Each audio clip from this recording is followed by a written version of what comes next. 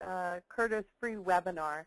We're going to be discussing here today the Canadian anti-spam laws. My name is Rebecca Sargent. I'm the recruiter's coach, and I'm here today with my business partner, David. He'll be presenting the information, and because the information is so detailed, we are going to keep everybody's phone muted. If you have any questions, please feel free to type your questions into the question spot at the bottom, and I'll do my best to moderate the information. Also, we are recording today's call, so you will have access to the information after the call. Thank you, and David, it's all yours. Thanks, Rebecca. Yeah, welcome everyone.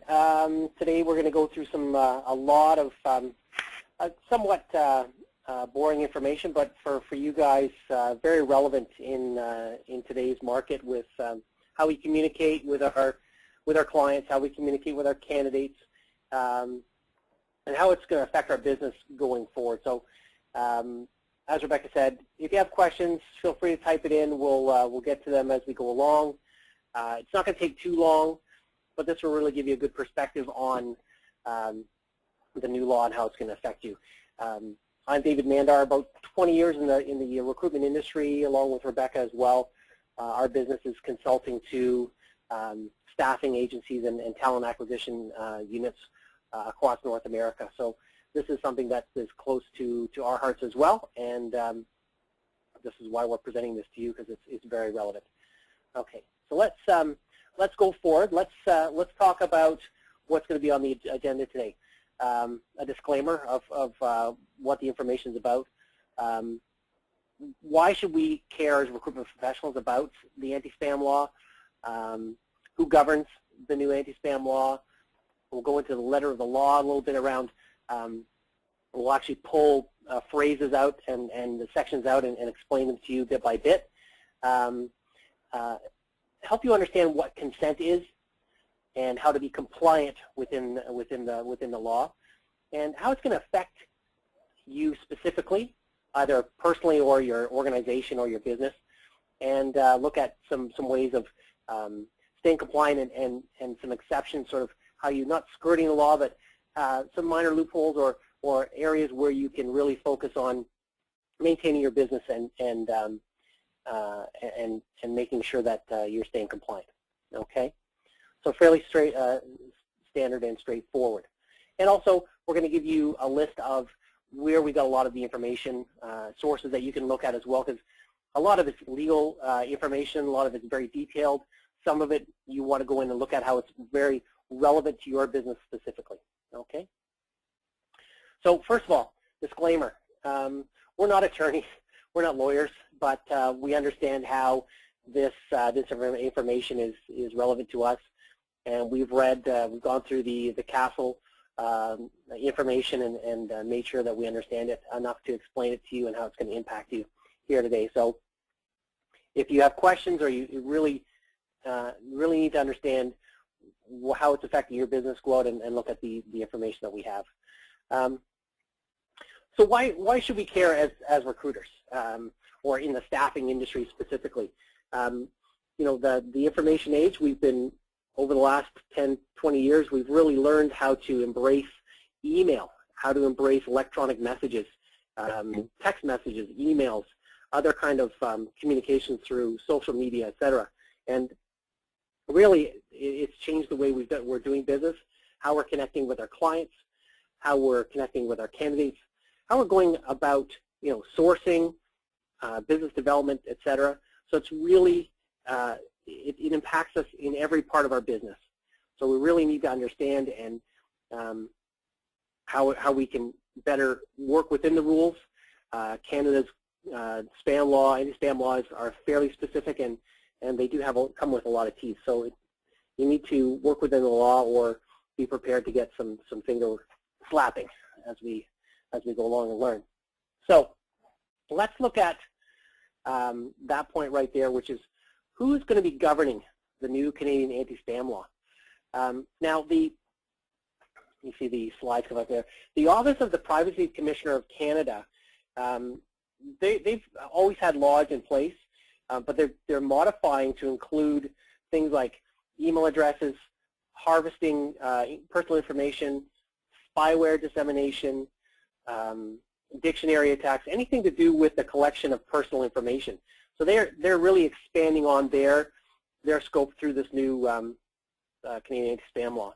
Now the Competition Bureau, they were already responsible for misleading marketing practices, but now they are responsible for misleading header information. So if you're sending out emails with misleading headers and marketable or techniques that are trying to attract eyeballs and get people to open up your emails that are misleading, you know, the Competition Bureau is going to be actually looking at this stuff specifically, so you have to be aware of that. Now, here's something that's very important. The CRTC, or the Canadian Radio, Television and Telecommunications Commission, they have teeth. They have the power to go in and shut organizations down, and they're going to be the managing, the watchdog on this law. So, you know, they're going to have people on staff, you know, that are specifically employed to manage and oversee complaints as they come in. So very, very important that you understand that. So they're going to make it very easy to report. So I think at first you're going to see a lot of people flooding in with these reports of people breaking the law, a lot of people not quite understanding what the law means yet. But as long as you're compliant, you have to make, you know, you'll be fine. But this is a screenshot of the Canadian anti-spam legislation website. You can go in and literally just click on a link and report someone for spam. Okay, so they have a website. They'll have dedicated people reviewing case-by-case basis, and they're going to be holding the executors of corporations liable. So not just you know, not just a company where the VPs or the CEOs, et cetera, are hiding behind a corporation. They're actually going to be holding the executors of the corporations liable. And that could be up to $1 million personal and $10 million for the organization. It's even fines for administrative penalties. So they can fine $5,000, $10,000 just for actually going out and reviewing the fine. So there's lots of you know, possibilities for you to get slapped financially as well. And that all of this does not include personal lawsuits. So organizations or people can actually sue you personally outside of this law. So it's really going to create a bit of a wave of you know, people being more aware of spam and changing the way that they actually do business. So CRTC, looking at what CASL applies to. So here's something that you need to understand explicitly. A CEM, or a consumer electronic message, okay? So any message that's sent, so it's email, instant message, text message, or any other electronic correspondence is considered is considered under this law, okay? Even altering transmissions of data for an electronic message in the course of a commercial activity, and also when you get those little malwares or little almost viruses, installing a computer program in the course of a commercial activity. So it's really important that you understand all of the different aspects. Most importantly, it's sending those, you know, it's around spamming. So it's really important to understand that what a CEM is specifically. Now, it doesn't apply to fax machines. So if you're still using fax machines, don't worry about that. You can rest easy. I don't think there's too many people out there still using fax machines, but they're out there. So we've broken the law down into 3 parts for you. What is CEM? Different forms of consent, and how are we going to comply for compliance, make it easy for you. So again, CEM, commercial electronic message, refers to content of the email specifically. So if you're sending an email or correspondence or text message that has to do with a product or a service that you're trying to promote or sell, that would be considered a commercial electronic message. So even if you're in social media or other kind of user group, sending mass emails or mass messages out to thousands of people at a time. If they're a message of a commercial nature, this is considered spam. So a key question to ask yourself is the following: is one of the purposes of the transaction to encourage the recipient to participate in a commercial activity?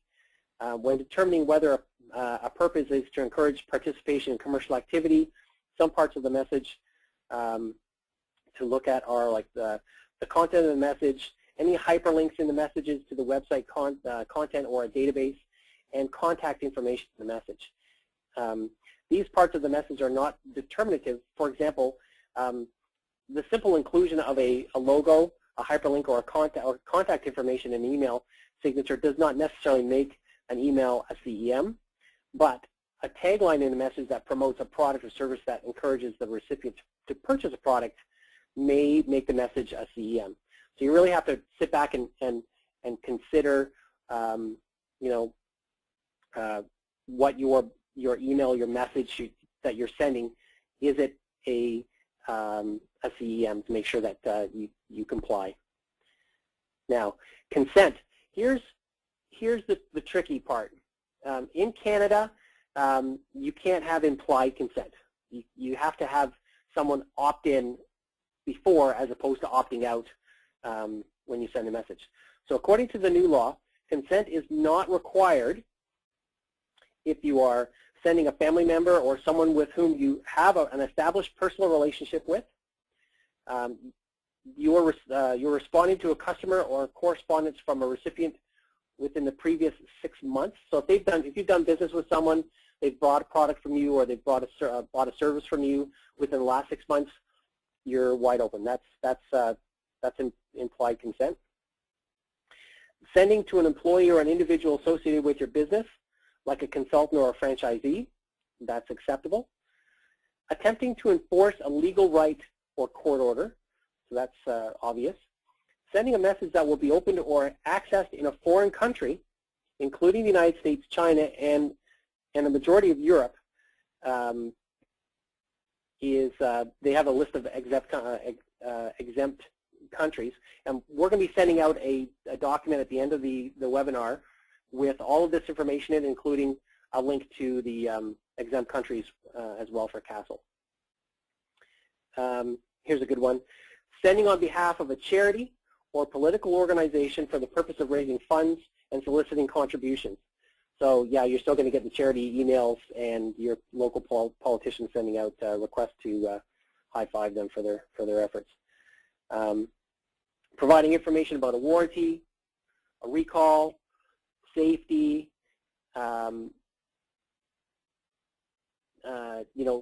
that kind of thing is allowed as well.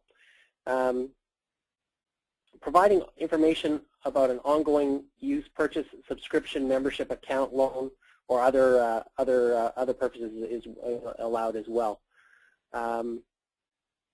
Delivering product updates or upgrades. So all of those things are fairly obvious, but here's one that's very relevant for staffing or recruiting agencies. Sending a single email to a recipient who does not know you, but on the basis of a referral, if you disclose the full name of the person who made the referral.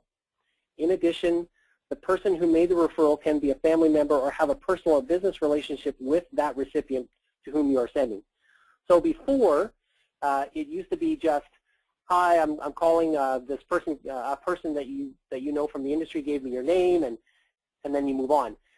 That is not necessarily legal anymore. You have to have the person's name and have that. Actually, they have to have a relationship with that recipient as well. So there is fairly specific details around that. So you have to make sure, again, that you're getting consent before moving forward.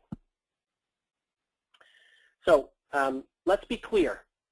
Opting out is when someone says they don't want to receive your information. In other words, they're unsubscribing. sending an email to someone you don't know with an opt-out option is in violation of CASL. So stay away from that, and stay away from sending people with pre-checked boxes for them to opt in. So also, every email that you do send out, even though it's not a spam, it still has to have an opt-out option. And it's up to you to remove that person from your list and maintain a record going forward within 60 days of that request to be removed. So it's important that you implement a process to do this for all of the people in your organization if you want to keep your company compliant. And it's within your best interest to maintain a system, whether it's an ATS or some other CRM application, to track that and keep the information in your system so that if someone does lodge a complaint against you, you can prove that you've got consent or you've complied with their opt-out, depending upon what's going on. Okay. So here's not loopholes, but gray areas that they've made specific. Implied consent. So if you're in an existing business relationship, someone has actually made an attempt or inquired about your services, written a contract or an acceptance of your business dealings, if the recipient's email address has been conspicuously published in a public area or sent to you, the address was disclosed without any restrictions. Basically, they're saying they don't want to. They're not saying they don't want to receive spam. You know, so they're basically saying, here's my email address. If you want to contact me, go ahead and do that. And it's out in the public forum. They're kind of opening themselves out. They're implying that they're open to getting emails for contact. Now, one of the other ones that's very interesting for our industry specific is if you're sending a message to a recipient and the message relates to their function or job or their activities in a business, say a VP of technology gets an email from you about a new product in the industry, they have to maintain a knowledge of the industry, what's going on. So it's implied that their job requires them to stay up on information. So you can send them requests to contact, those sorts of things, but not necessarily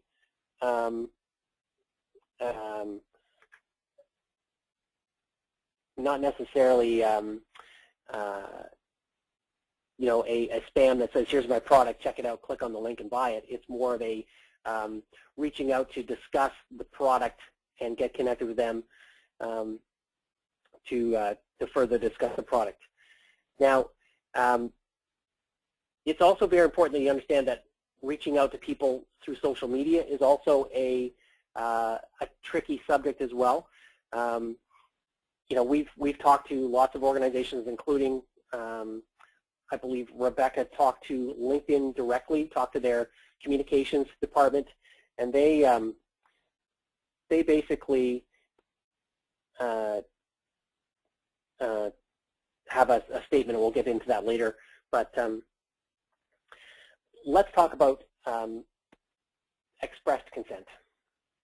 So I'm just going to jump in for 1 second. Sure. Yeah. If that's okay. Yeah. The conspicuously published email address for us as recruiter is a big quote-unquote loophole. So we use the excuse, well, you posted your email on LinkedIn, and it's on their LinkedIn profile. Be careful. They will say that they are connecting with you. They want you to connect with them because they want to build their network. That does not give you permission to send them an email about job opportunities. And we have a question. We have a couple of questions here. Sure. Go ahead. In regards to an email that I would send to a candidate, I don't know, would it still be considered a CEM from my understanding, I am not offering them to buy anything because we are not charging our candidates. And that goes back to Jenny. The CEM is defined as a commercial electronic message that talks about a business opportunity. And where it gets gray for us is we are offering a career opportunity that could be, underneath the CASL law, constituted as a business opportunity. And that's where we're going to get ourselves into a huge problem. It's very gray. It's very gray, and it's because the candidate is not paying for the service, but we are providing a service that we're being paid for indirectly by a third party, but we are providing them a service.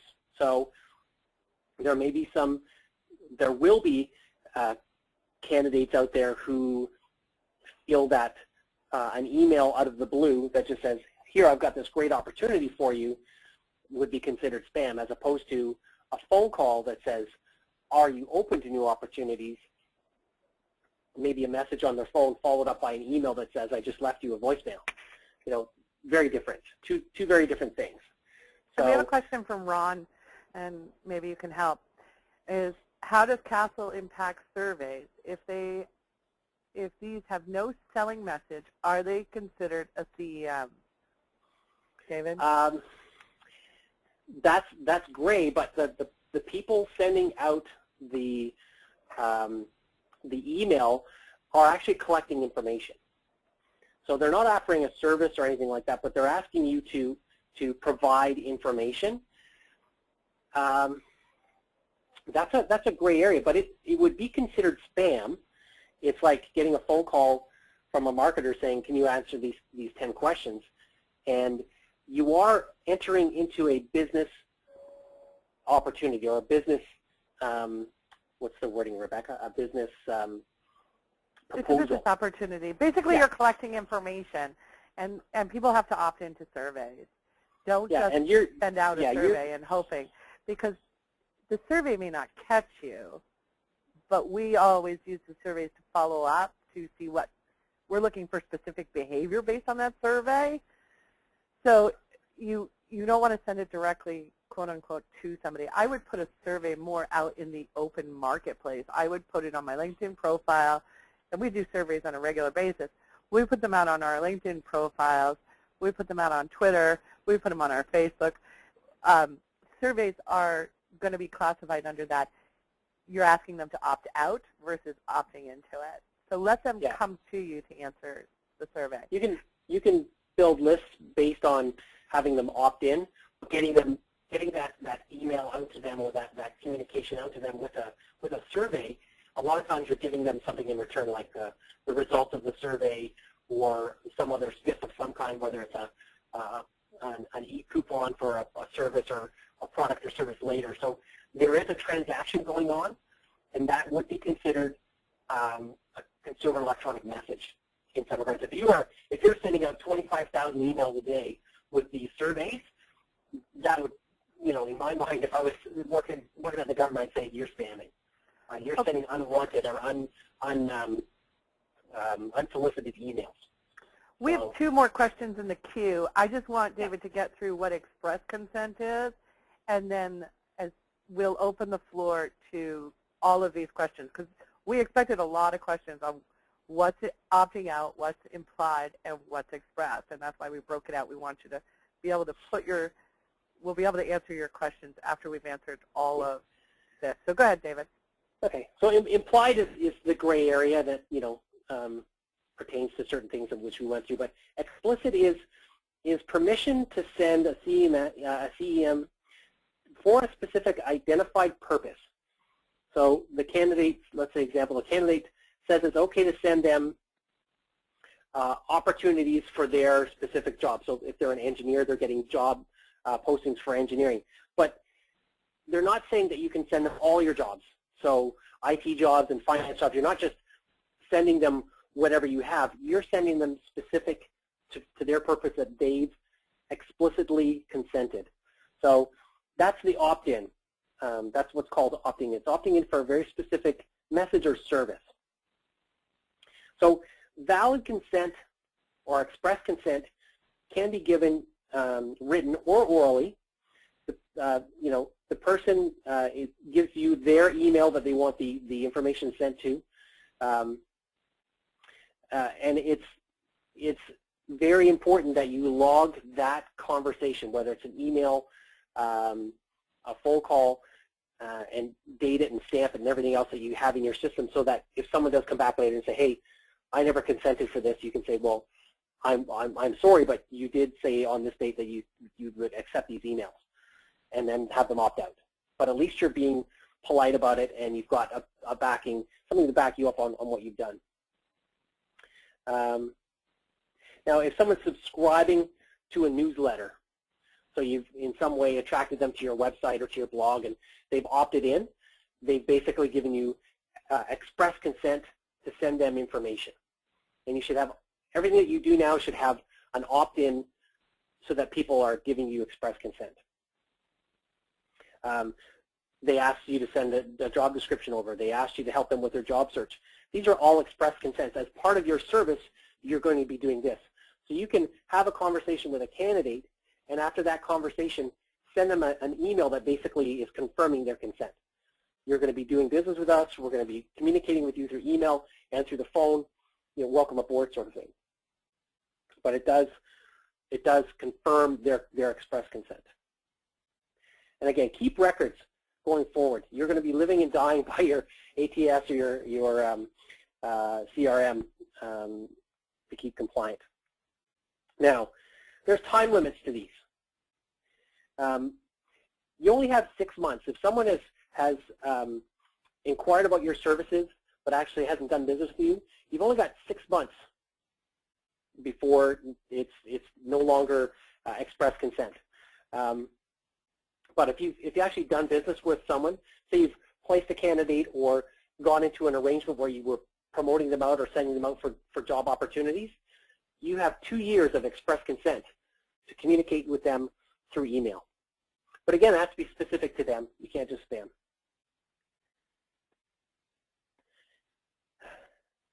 Let's see here. Now,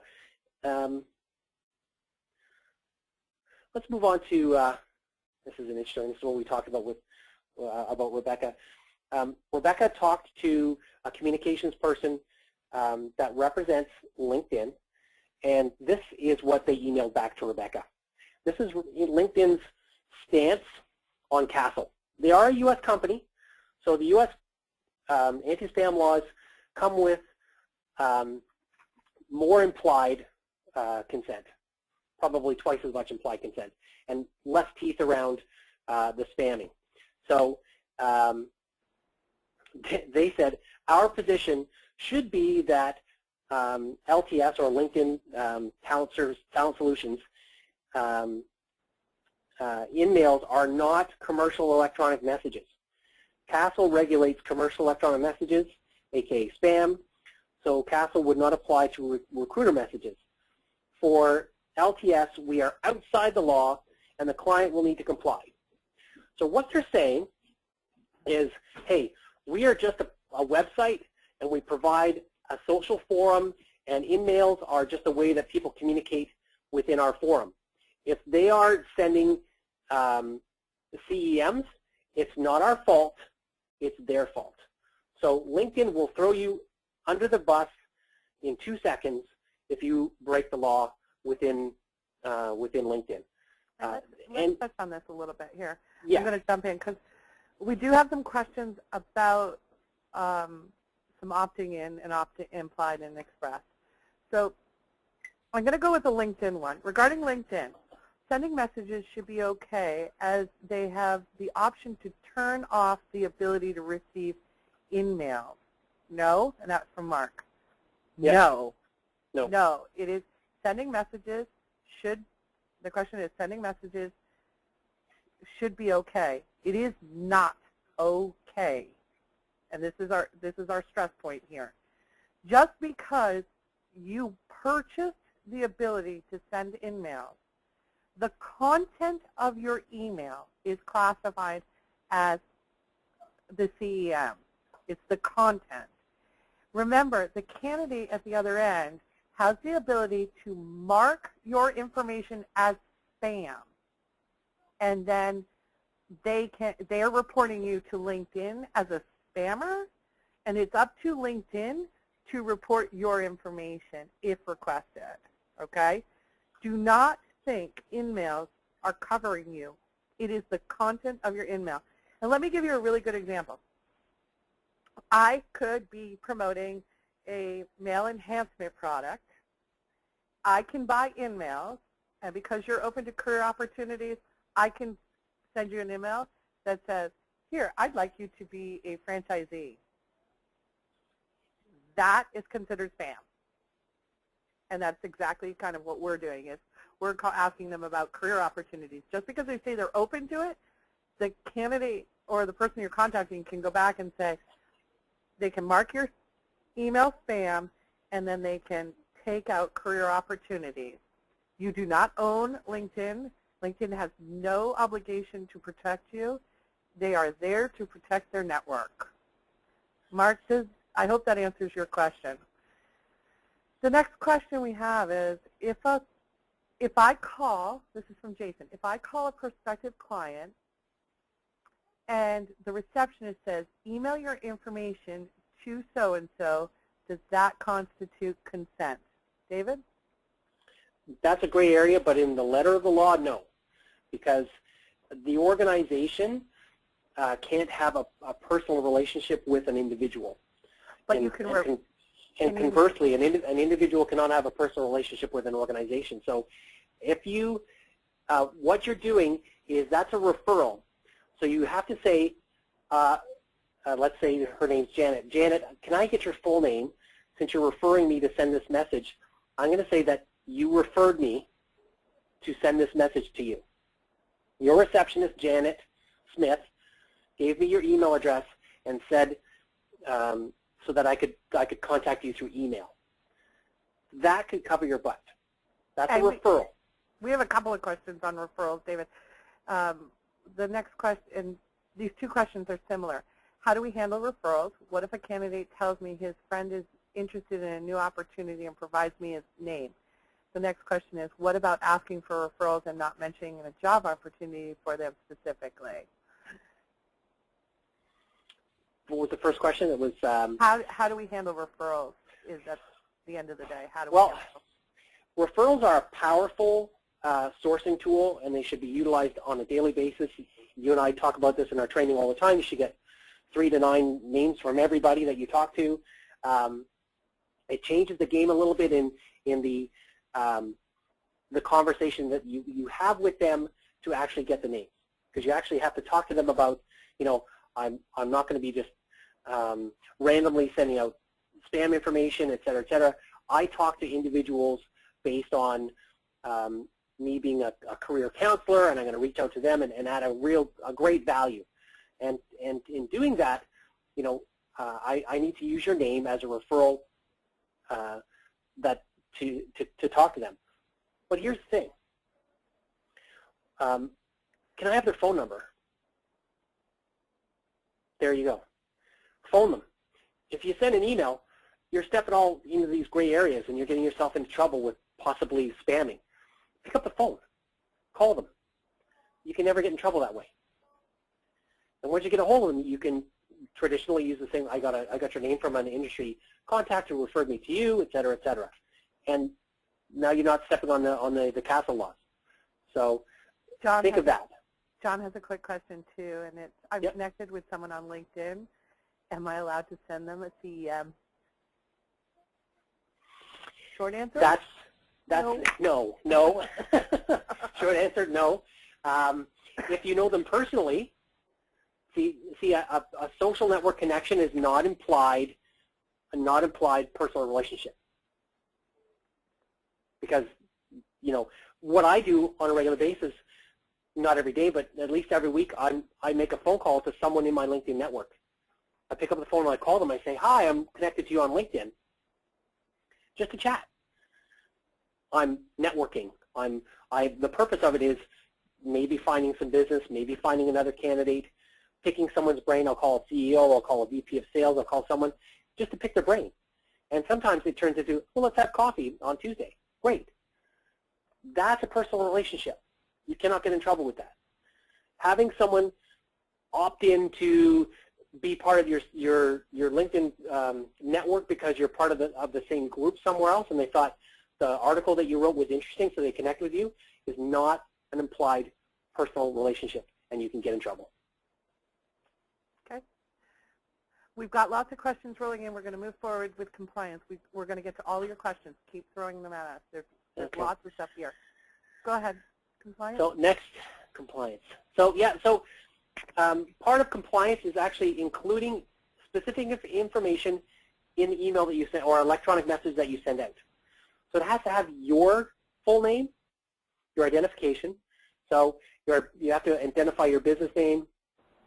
If it's different from your name, your contact information, including a full mailing address and phone number. So, and again, you also have to have the opt-out in every single communication, right? If you see that, that's right off. That's a screen grab right off of the government website. You must include your mailing address. You must also include one of a phone number or access to an agent or voice messaging system, an email address or a web address. So there's a lot of stuff that you need to do from an infrastructure or process standpoint to get yourself compliant with all of this.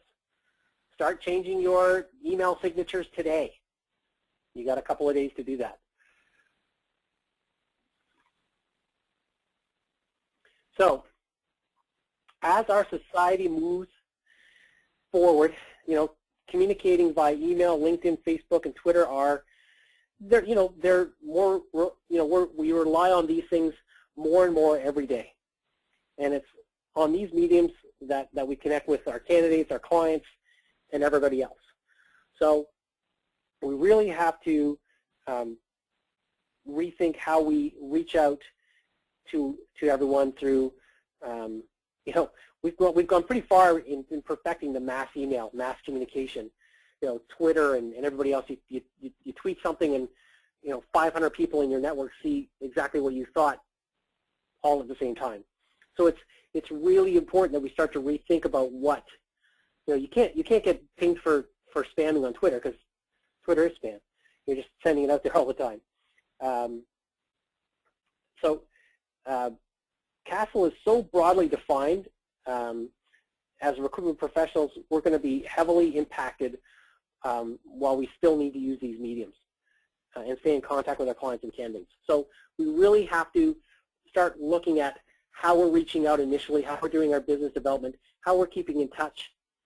When working in the bullpen when you have rules of engagement around how long between phone calls for candidates to keep candidate ownership, or are you rebooting or refreshing your candidates on a regular basis? Put these rules into your rules of engagement, making sure that you're not only compliant but providing a better service. It really does change the game specifically. Okay. So how can we deal with a lot of this? The first thing that comes to my mind is again, talking about that is have a documented process on what to do when someone does unsubscribe or don't want to follow your company or your subscription anymore. Enforce compliance within your team. Everybody on your team needs to be following the rules. It's part of the business. Your business could be fined up to $10 million. It has a huge impact on your business. So make sure that you're enforcing this with clear rules to your team. Live and die by your documentation in your ATS or your CRM, right? But in my mind, every time someone talks to me about this, I say, why don't you just pick up the phone? Call first. You can get the loophole here is if you call someone, leave them a message, and then you send them an email that says, hi, I just left you a voicemail message. You've completely eliminated the spam, right? You've made that effort. So that's something that one of the other things you can do. It helps you establish better rapport. You're reaching out to more people. You can get their email address. You can have them opt in. you're creating a relationship as opposed to just sending out emails. Because, you know, if you look at the reliability of sending out spam anyways, it's only a couple of percentage points. So why not spend the time and do this the right way the first time? You know, when sending out emails to anyone, reference that corresponds with you and your company, and keep records. You know, it's important to understand every aspect of this law. Adding to your signature email within the CASL email essentials. You can use LinkedIn profiles, other websites to start to get people to opt in. Because they're a member of your network, you can actually ask them if they want to opt in outside of LinkedIn or Facebook or other user groups or other online social networks. Ask them to join your list. You can start building truly interested followers for your business. And as Rebecca said earlier, you can post in the general public. Post on your profiles, on your feeds, in the groups. You know, Twitter using hashtags and not the ad to get people's attention, and post on your own Facebook wall. You know, stay away from posting or mentioning any one person in particular. You know, if you want to invest in a mailer like MailChimp or, and create an opt-in newsletter that people can subscribe to, and then get your marketing plan around how you can drive people to those and build your list. I'm going to jump in for 1 second. Yeah, go ahead. One of the things that we didn't really drive home to you guys was Twitter and Facebook are covered under CASL. So, you know, we focus on LinkedIn because it's a tool that we all use every day, and it's just a tool we gravitate to. But there are recruiters out there that reach out to people through Facebook, and they do reach out to people through Twitter. These are still considered CEMs if you put the @ sign when you're tweeting and you're tweeting directly to somebody, you know, I want to talk to you about a career opportunity, that's a CEM. If you send them a message to Facebook that you want to talk to them about a career opportunity, again, that's a CEM. Stay away from that stuff. Put it in the general public. You're gonna do two things with this law, and this is what I love about this law. You guys are going to learn how to market out there so that you drive business towards you, because it's going to make us think outside the box. And then the other thing is it's going to make us establish amazing relationships with people. So back to you, David. Yeah, much better relationships. Even within LinkedIn, it's a great tool to look at your market, but everyone knows that only about 15 to 20% of the people are on LinkedIn anyways. It's only a small subsection of the populace out there that you need to reach out to anyways. So, and the people on there are passive. They spend less than a minute a week on LinkedIn, and if they're not looking for a job, it's even less. So it's really, when you put it into perspective, the best thing for you to do. LinkedIn's a great research tool. It helps you socialize with passive candidates, as well as other social networks that help out as well. But it's not the be-all and end-all to reach out as a recruiting tool. Reach out, pick up the phone, do your research, find out where those people live and breathe and work, and make that phone call. And that'll keep you compliant and out of hot water with regard to the laws. I'm going to jump in one more time just because of the questions I'm seeing come in. Yeah. And the questions, David, we're getting is, I'm allowed to send a request to connect with a person in LinkedIn, okay, to grow my network, and that person has common ground, and then ask them to email me. Again, you guys are trying to skirt around what LinkedIn is actually designed to do. Networking at its true core. Let's define networking, okay? Because LinkedIn we look at as a place to get candidates, but it is a networking forum, and networking means you're sharing contacts back and forth, not presenting business opportunities. So Jenny has a question here. While adding someone on LinkedIn and including in the original message line that says, I'd like to add you to my network and send you updates through InMails. When they accept the invitation, does this mean I have future consent to reach out to them? You have not defined what you're going to send them. And again, you have to define what you're going to send them. And that you are really, you're treading the fine line there between an opt-out, like don't accept my invite and I won't contact you again. Your network is designed to help you network, not present directly to that person. If you guys get back to the core basics of headhunting, we're looking for referrals constantly, and that's what the basic of networking is. You know, can I share your information to help promote you, and so on. Okay. And that's what LinkedIn was built on. Is you had to, when it was first launched, you had to be referred back and forth to people to be connected. It wasn't about just reaching out to people. And you probably have come across this as well. You reach out to too many people who don't know you, who say, I don't know this person, and they'll start to slap your hand, and they'll start to say, well, you need to have this person's email address before you can be connected on LinkedIn. So it's just the DNA of LinkedIn itself is saying we are networking. So if you want to connect with people on here, join a group. Promote yourself through writing articles and show your business out there, but don't just come in and try and connect with all these people because you want to recruit them. That's not what LinkedIn is for. It's a business social network, and you have to connect. If you walk in a room at a mixer, you have to go up and shake people's hand and introduce yourself, and they're going to say, well, who are you? And if there's no need for you guys to be talking, they'll politely say thank you, and they'll turn around and they'll go talk to someone else, right? And they will give you their business card, right?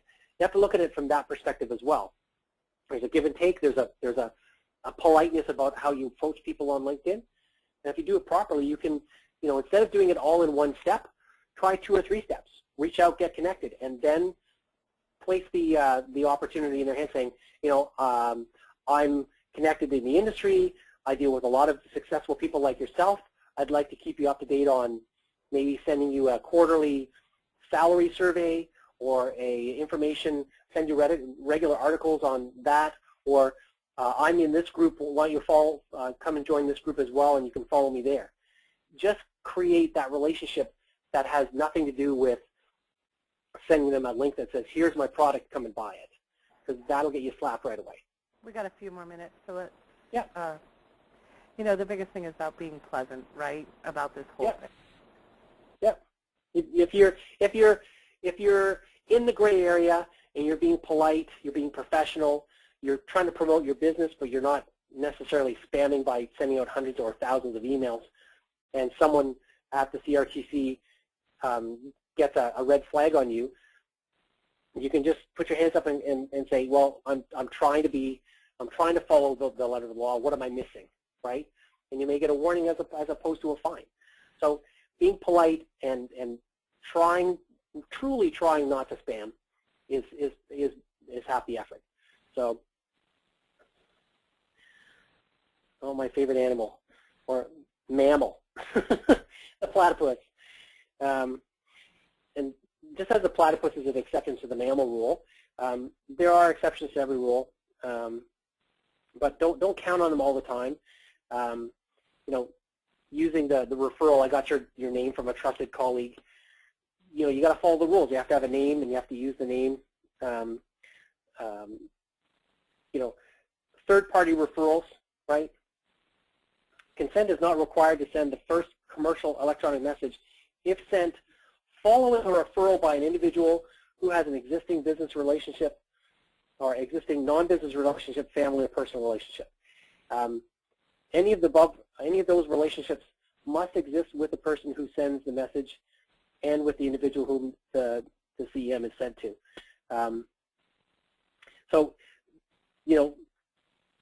Full name of the individual who made the referral and statement that the message is sent as a result of a referral must be within the message. So you can develop business by talking to a VP of one company who says, oh, Joe down the street at XYZ company would love the service, give him a call or send him a message. You could then turn around and use that referral by Joe specifically saying he referred you. Again, it's a referral. But again, pick up the phone if you get a referral and a phone number. And this message must still contain the requisite contact information and unsubscribe mechanism. So again, they're making you jump through hoops here to stay compliant.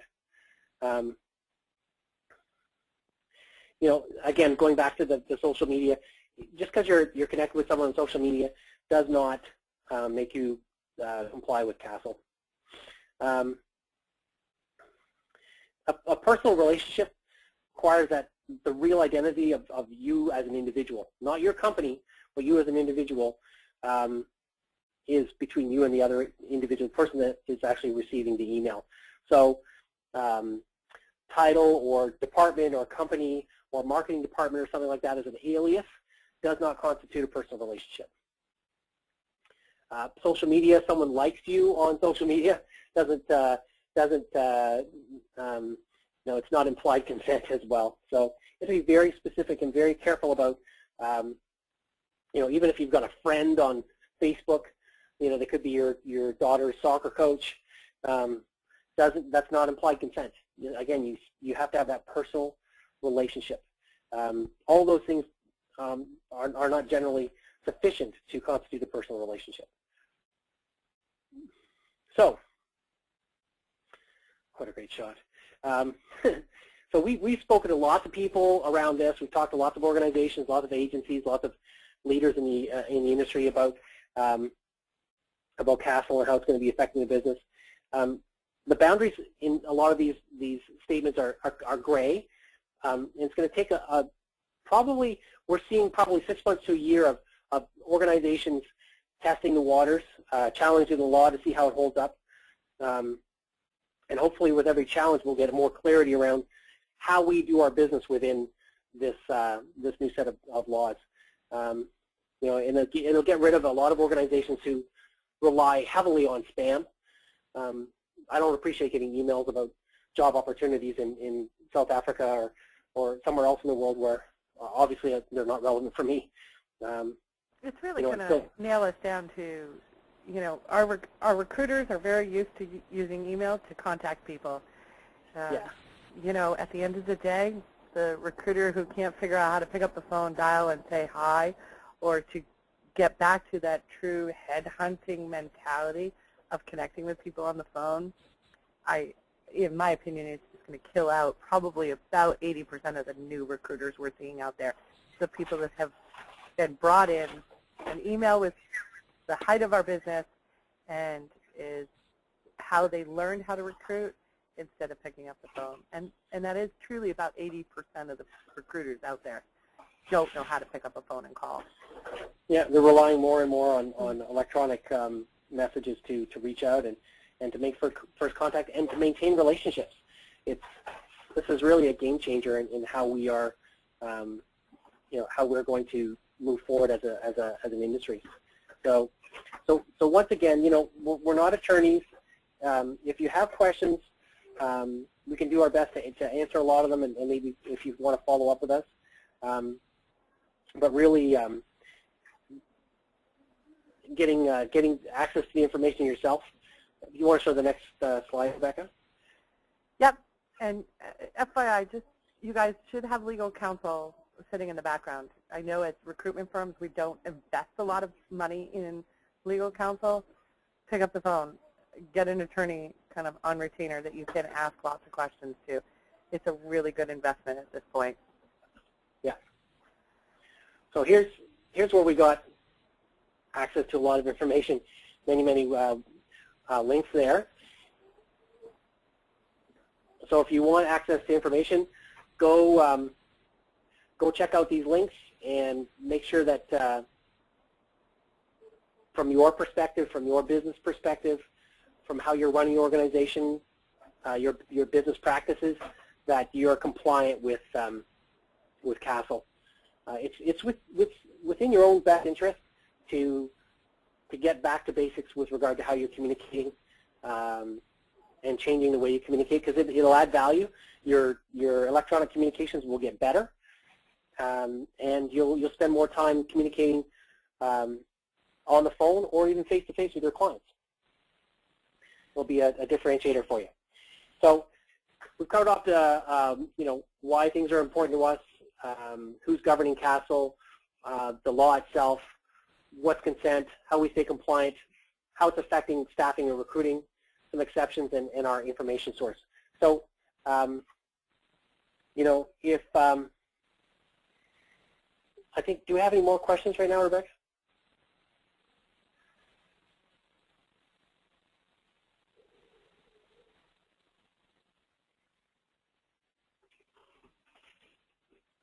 No more questions? Or did we get them all?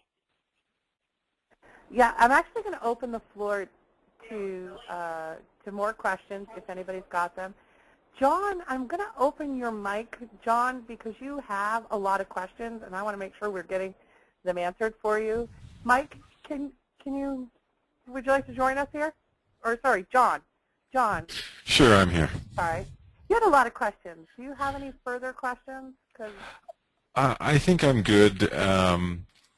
I think you answered most of them. The one that I was curious about was if we tried to connect with somebody on LinkedIn through a group and asked them for their in that request to connect with them, ask them expressly if we can communicate with them regarding job opportunities. Is that considered a CEM? it is considered a CEM, and what you're doing is you're asking them to opt out. That's not implied consent, it's opting out. I see. So the first email, instead of asking them about that kind of a relationship in the first email, ask them to connect with you on LinkedIn as part of your network, and then approach them afterwards and say, as part of my network, these are the kind of services that I provide. If you'd be interested in connecting with me outside of LinkedIn, right? Because that service that you're providing has nothing to do with LinkedIn. It's a relationship that you want to garner and grow outside of that, right? You want to continue on. Or can I contact you? Can I call you, right? And really that's going to keep you away from just sending out. It's that implied. I've got a service, and would you like to opt in? It's not an opt-in. It's a they have to opt in already without sorry, it's not the opt-out phone message or email message. You have to get them to the point where they're opting in, and then you can talk to them about your service. Understood. That makes sense. You're better to just pick up the phone and call them, right? And any emails that you want to send out to people, just, can I get your, a CM is not, could I get your phone number, right? Yeah. Send me your contact information. I'd love to talk to you over the phone. Okay, I'm going to just mute. John, do you have any other questions before I move to Kayla? I'm good. Okay. So, and we're going to unmute Kayla because she's got a couple more questions. Kayla, go ahead. Hi, how are you? Good. Go ahead. Good. I had a quick question. So one of the ways I've been reaching out to people, specifically over LinkedIn, is, hey, I'm specifically looking for this type of a person. Do you know anybody in your professional network that kind of falls into that, and do you have their contact information? Would that be considered a CEM? I would say no, because you're asking for a referral. You're not directly asking for the person to do business with you. You're networking. That's truly what networking is. Yep. So that type of a message is very okay. Yep. Okay. Yep. And as long as the spirit of the message is you're truly asking for a referral, and you're not sending that to have them opt in to the opportunity. Okay. Perfect. You know what I'm saying? Yeah, absolutely. And I had a quick question about opting in or opting out. And you're saying that every CEM would have to have that. Over LinkedIn, how do you include that? Is it some type of link that you put at the bottom? LinkedIn actually has its own opt-out. They allow for that on their end. You just want to be careful that you're not giving that control to them. So just, we don't want your network to mark you as a spammer. LinkedIn has no interest in dealing with quote-unquote spammers. So don't let them don't have your message read as if it would get marked as spam. Okay? Right. Okay, and I had one other question. So we all currently have a large database in our CRM, right? Mm-hmm. Are we allowed, I've been receiving messages from like Urban Barn and different retail locations of, hey, stay connected with us, or like, getting permission right now. Could we go into our database right now and send out that message, hey, we have your contact information, we have done business in the past, could we get you to resubscribe? Yes. Is that an option? You can. That is, and it's wide open between now and July 1st. You are better off to reach out to everybody and get them to send you their resumes, updated resumes. And then that's only good for 6 months, though, right? Unless I work with them between now and then it's 2 years. Right. Right.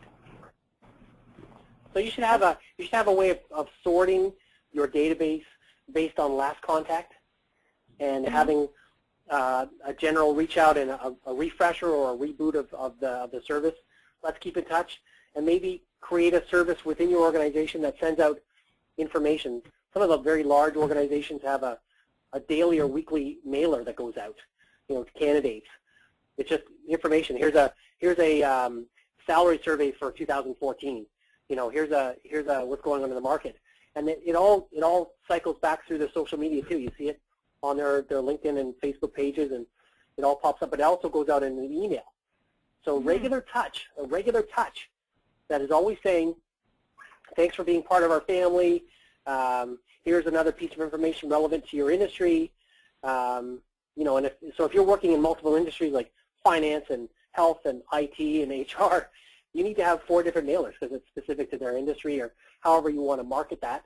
But that's a regular touch, and it always has to have an opt-out, and always has to have all that other information in there. Okay. But if we send those out, whether it's quarterly or monthly, that extends to 6 months from that point.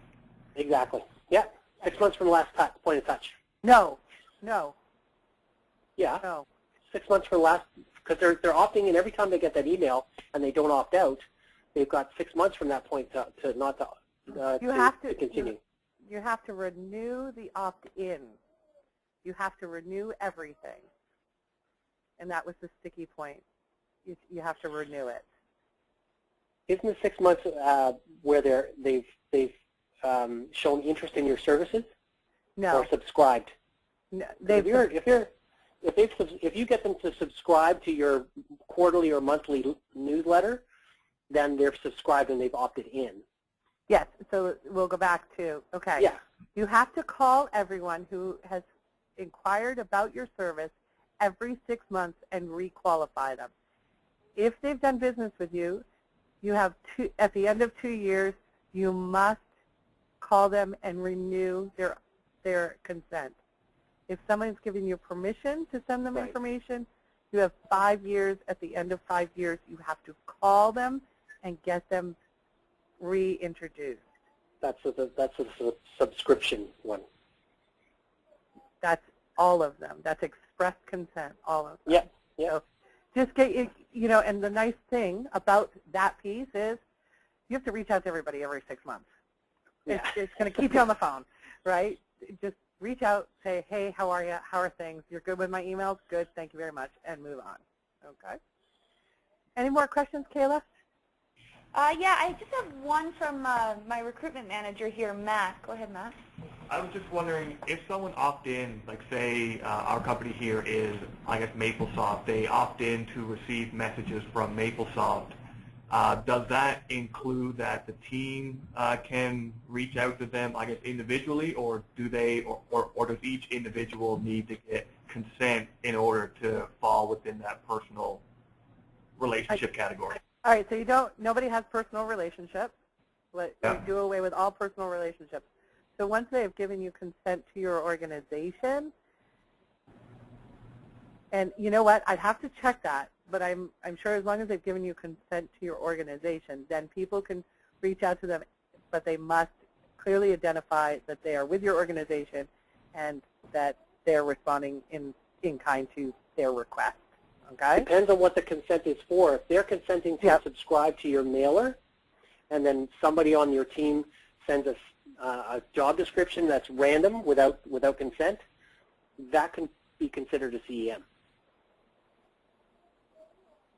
Okay, wonderful. Yeah.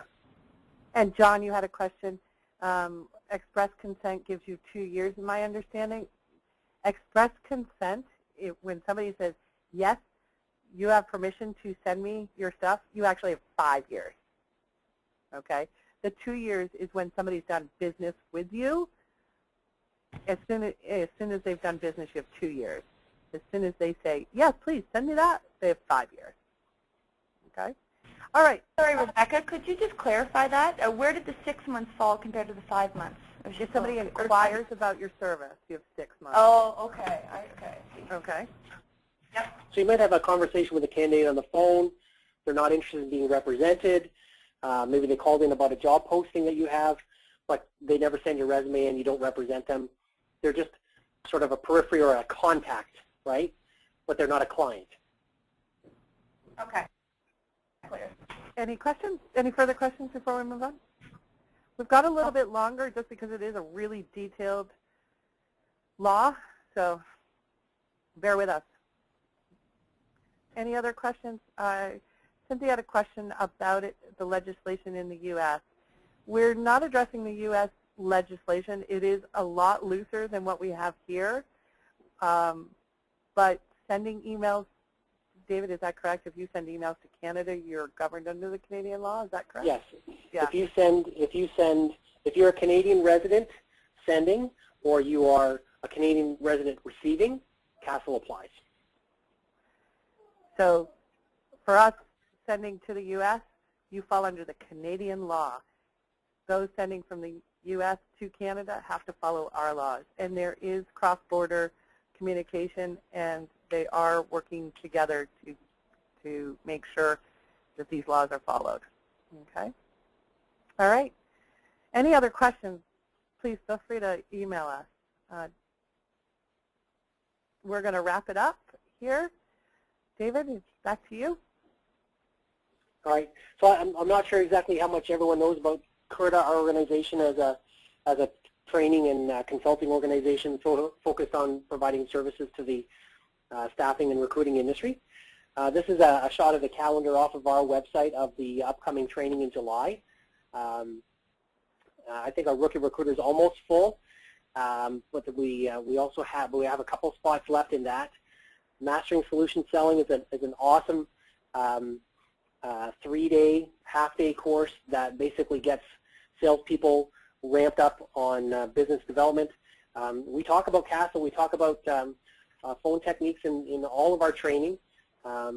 We do talk about social media and everything else, but we really focus on the fundamentals of recruiting and sourcing and business development as well. Solution selling is all about going beyond getting that rec and providing true solutions to your clients.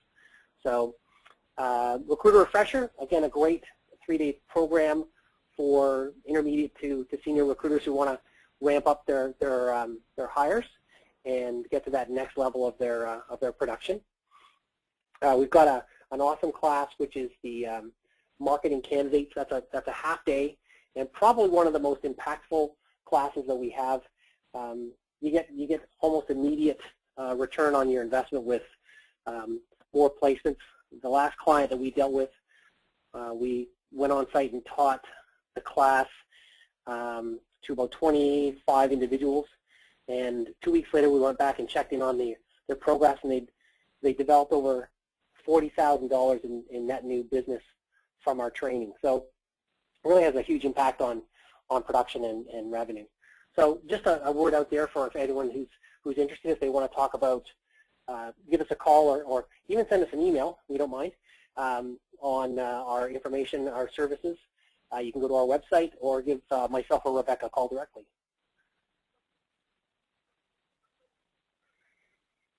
All right, everybody. Thank you for your time. If you have any questions or follow-up for us, drop us an email or give us a call. We'll be sending out a follow-up poll to make sure that we answered all your questions, and we'll go from there. Thanks, everybody. Have a great day, guys. Happy Friday.